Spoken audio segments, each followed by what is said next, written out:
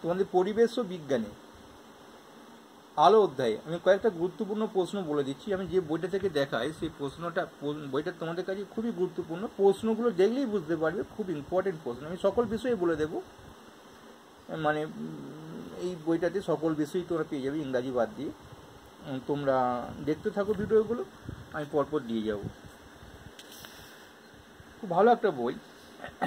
আজকে আমাদের 21 থেকে ন্যাশনাল স্কলারশিপ পরীক্ষা যারা দেবে তারা এই বইটা থেকে প্রিপারেশন নিতে পারে। 21টা ক্যালাইডোস্কোপ যন্ত্রে আয়নার 3টিকে আঠা দিয়ে জোড়া দেওয়া হয়। কীভাবে, কী রকম আকারের জোড়া দেওয়া হয়, মানে ত্রিভুজ আকারে না প্রিজম আকারে না বৃত্তকার আকারে না বর্ণ আকারে। এগুলো বইয়ে পাবে না অতটা, কিন্তু তুমি ক্যালাইডোস্কোপটা পাবে, অতটা তোমার ডিসকাস পাবে না। প্রিজম আকারে। 2 আলোকরশ্মি সংকট কোণে আপাতিত হলে প্রতিসরণ কোণ হয় 45 ডিগ্রি।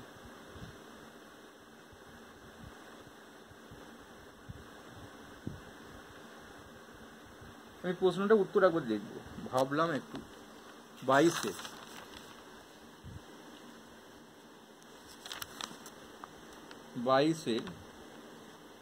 বি, 22 বি দেখো এখানে রয়েছে বি অ্যান্সারটা।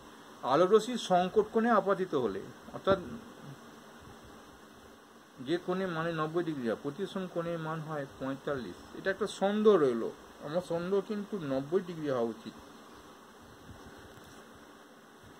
আবার দেখবে তোমরা স্যারের সঙ্গে আলোচনা করে। আগে পরেরটা যাই। আলোর আভ্যন্তরীণ পূর্ণ প্রতিফলন অপেক্ষা কোণের মান সংকট কোণটির চেয়ে বড় হয়। ভালো বই বলে আমি দেখাই, তাদের উত্তরটাকে আমি বাতিল করতে পারি না, কিন্তু সন্দেহ রেখে দিই। আলোকরশ্মি, কারণ তোমরা স্যারদের কাছে আলোচনাটা করতে পারবে প্রশ্নটা নিয়ে। আলোকরশ্মি 2 মাধ্যমে বিভেদ তলে লম্বভাবে আপাতিত হলে প্রতিসৃত রশ্মি চলে যায় অভিলম্ব বরাবর।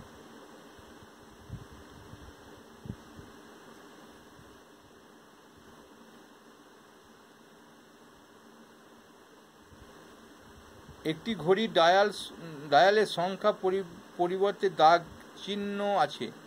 একটি সমতল আয়না দেখে মনে হলো 9টা 20 মিনিট বেজেছে, তখন প্রকৃত সময় কত ছিল? 2:40 মিনিট। দুটি আয়নাকে এমনভাবে রাখা হবে যাতে তাদের মধ্যবর্তী কোণ হয় 60 ডিগ্রি। আয়না দুটির মাঝখানে একটি বস্তু রাখলে মোট প্রতিবিম্ব সংখ্যা হবে 5টি। সমতল দর্পণে বস্তুর আকারে প্রতিবিম্বর আকারে কি হয়? সমান হয়। কোনো আলোকরশ্মি কোনো দর্পণের তলের সঙ্গে 40 ডিগ্রি কোণ করে দর্পণে আপাতিত হলে প্রতিফলন কোণের মান হবে 50 ডিগ্রি। কোনো বর্ণের আলোক প্রতিসরাঙ্ক সবচেয়ে কম, লাল। সমতল দর্পণ থেকে প্রতিবিম্বের দূরত্ব বস্তুর দূরত্বের বেশি হবে না কম হবে? সমান হবে। একটি স্বচ্ছ কাঁচের ব্লকে লম্বভাবে আলোকরশ্মি ফেলে তোমাকে প্রতিসৃত রশ্মির অঙ্কন করতে বলা হলো। প্রতিসৃত রশ্মির অবিলম্বের সঙ্গে যে কোণ করে থাকে 0 ডিগ্রি। একটি আলোকরশ্মি প্রতিফলকের উপর যে কোণে আপাতিত হলে আপাতিত প্রতিফলিত রশ্মি একে অপরের লম্ব হবে 45 ডিগ্রি কোণে। পূর্ণ প্রতিফলনের সময় ঘনতর মাধ্যমে আলোকরশ্মি আপাতন কোণ হবে সংকট কোণের সমান হবে না সংকট কোণের চেয়ে বড় হবে? সংকট কোণের চেয়ে বড় হবে। তখন আভ্যন্তরীণ পূর্ণ প্রতিফলন সংকট কোণের চেয়ে বড় হয়। সমতল দর্পণে প্রতিফলনের ক্ষেত্রে চ্যুতির মান সর্বোচ্চ হয় যখন আপাতন কোণের মান 0 ডিগ্রি হয়। প্রতিসরণের ক্ষেত্রে চ্যুতির মান সর্বনিম্ন হয় যখন আপাতন কোণের মান 0 ডিগ্রি হয়। নিয়মিত প্রতিফলনে বস্তুর প্রতিবিম্ব গঠিত হয় না, বস্তু দৃশ্যমান হয়। বস্তুকে স্বচ্ছ দেখায়, বস্তুকে উল্টো দেখায়। কোনটা হয়? বস্তুর প্রতিবিম্ব গঠিত হয়। কোনো একটি ব্যক্তি একটি সমতল দর্পণের দিকে ভি বেগে দৌড়ালে বস্তুটি প্রতিবিম্ব কারণ ক্যামেরার সামনে পড়তে আমার একটু ডিস্টার্ব হয়, সেই জন্য একটুখানি উচ্চারণ দু একটা মিশত দেখতে পাচ্ছ তোমরা। কোনো একটি ব্যক্তি একটি সমতল দর্পণের দিকে ভি বেগে দৌড়ালে ব্যক্তি প্রতিবিম্ব 2v দিকে সরে যাবে না ব্যক্তির দিকে 2v বেগে এগিয়ে আসবে। 38 প্রশ্নটা, যে প্রতিবিম্বকে পর্দায় ফেলা যায় তাকে বলে সৎবিম্ব, যে প্রতিবিম্বকে পর্দায় ফেলা যায় না তাকে বলে অসৎবিম্ব।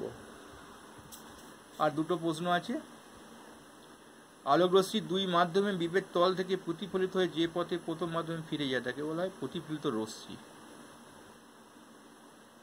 স্ক্যালাইডোস্কোপে আয়নায় 3টি দৈর্ঘ্য প্রস্থের অনুপাত কত হওয়া দরকার? এটা বইয়ে আছে তোমাদের 4:1, মানে 4:1।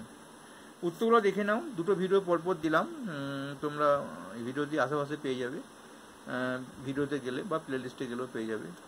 আমি উত্তরগুলো একবার দেখিয়ে দিই ভালো করে, যদি আমার বলতে ভুল হয় ঠিক করে নেবে। পরে তোমাদের পদার্থের প্রকৃতি সম্পর্কে যে প্রশ্নগুলো আছে প্রশ্নগুলো দেখাবো, ভালো লাগলে অবশ্যই লাইক করবে।